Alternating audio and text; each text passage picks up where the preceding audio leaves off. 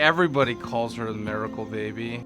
From seeing the journey that she's been through and how far she's come and where she's at now, Kapi is to us everything. My name is Kevin. This is my wife Sherilyn, and this is our daughter Kalley-Mae, and we're the Yees. Kalley-Mae received care from Kapi Medical Center for Women and Children. So we actually made it to 23 weeks, and our doctor told us that it's not a matter of when you're gonna be at Kapi, but you're gonna be there. I woke up that morning and I was spotty. So we actually went to the hospital and I ended up getting medivacked. They said, okay, wait outside of the ER, we'll come and get you in a couple minutes. Probably in the room there was about 15 to 20 people.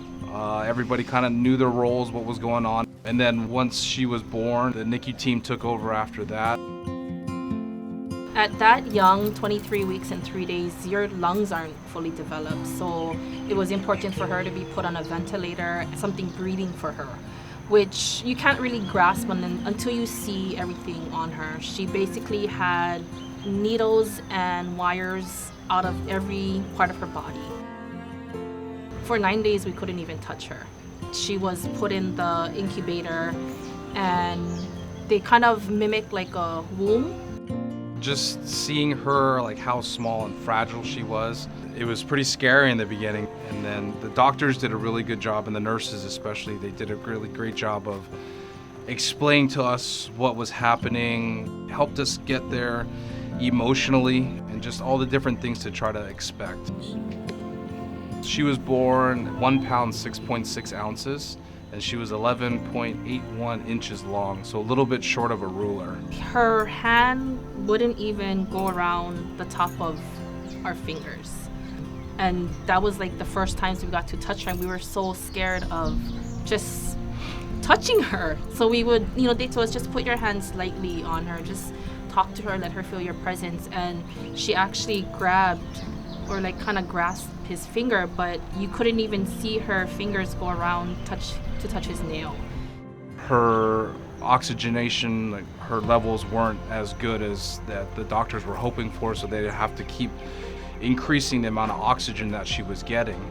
Whenever you do that, it adds more pressure to the heart and to her lungs, and so she ended up with pulmonary heart disease, and then also with her lungs, they said she had chronic lung disease.